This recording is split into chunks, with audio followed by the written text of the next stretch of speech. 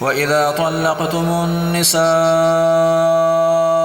فبلغن أجلهن فلا تعضلوهن أن ينكحن أزواجهن إذا تراضوا بينهم بالمعروف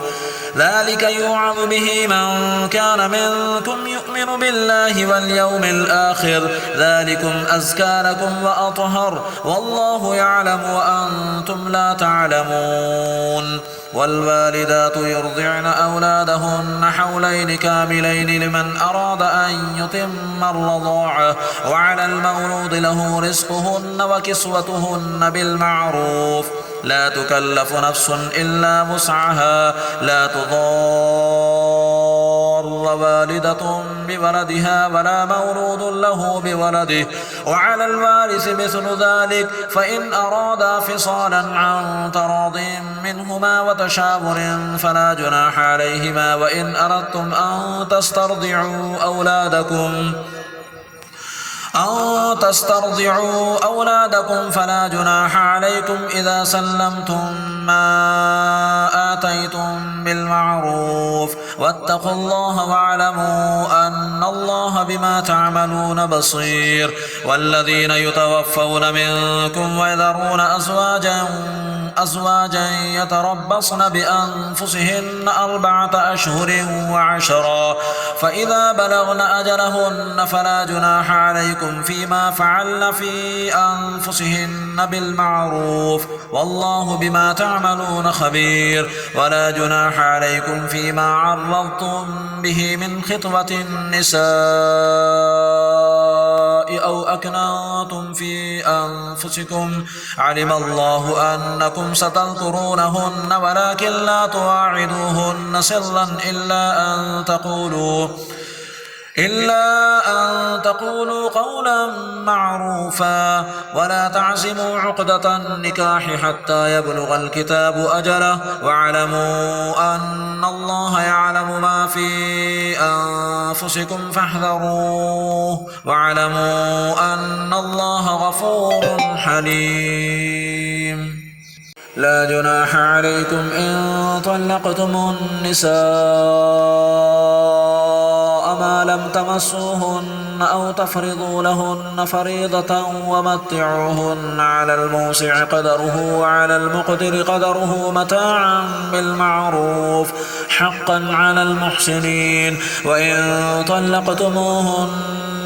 من قبل أن تمسوهن وقد فرضتم لهن فريضة فنصف ما فرضتم إلا أن يعفون أو يعفو الذي بيده عقدة النكاح وأن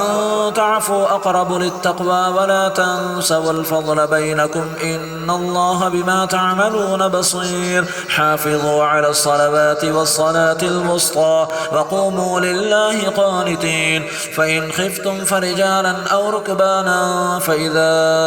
أمنتم فاذكروا الله كما علمكم ما لم تكونوا تعلمون والذين يتوفون منكم ويذرون أزواجا وصية لأزواجهم متاعا إلى الحول غير إخراج فإن خرجن فلا جناح عليكم فيما فعلن في أنفسهن من معروف والله عزيز حكيم وللمطلقات متاع بالمعروف حقا على المتقين كذلك يبين الله لكم آياته لعلكم تعقلون ألم تر إلى الذين خرجوا من ديارهم وهم ألوف حذر الموت فقال لهم الله موتوا ثم أحياهم إن الله لذو فضل على الناس ولكن أكثر الناس لا يشكرون وقاتلوا في سبيل الله واعلموا أن الله سميع عليم من ذا الذي يقرض الله قرضا حسنا فيضاعفه له أضعافا كثيرة والله يقبض ويبسط وإليه ترجعون ألم تر إلى الملأ من بني إسرائيل من بعد موسى إذ قالوا لنبي لهم ابعث لنا ملكا نقاتل في سبيل الله قال هل عسيتم إن كتب عليكم القتال ألا تقاتلوا قالوا وما لنا ألا نقاتل في سبيل الله وقد أخرجنا من ديارنا وأبنائنا فلما كتب عليهم القتال تولوا إلا قليلا منهم والله عليم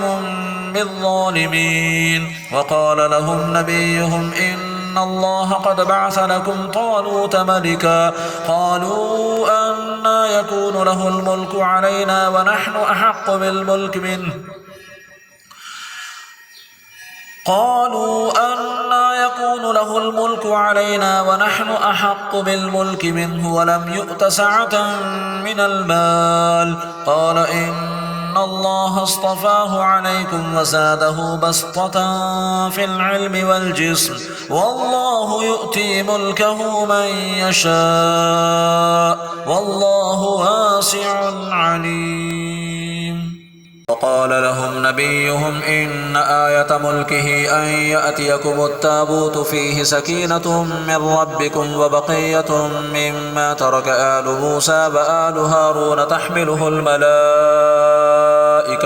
إن في ذلك لآية لكم إن كنتم مؤمنين فلما فصل طالوت بالجنود قال إن الله مبتليكم بنهر فمن شرب منه فليس مني ومن لم يطعمه فإنه مني إلا من اغترف غرفة بيده فشربوا منه إلا قليلا منهم فلما جاوزه هو والذين آمنوا معه قالوا لا طاقة لنا اليوم بجالوت وجنوده قال الذين يظنون أنهم ملاقوا الله كم من فئة قليلة غلبت فئة كثيرة بإذن الله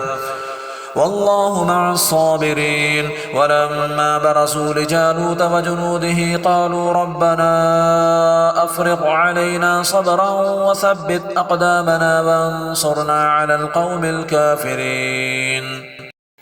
فهزموهم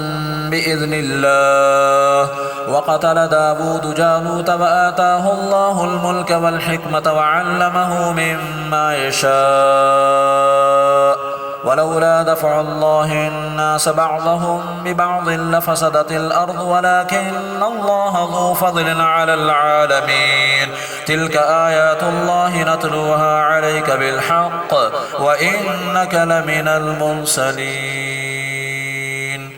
تلك الرسل فضلنا بعضهم على بعض منهم من كلم الله ورفع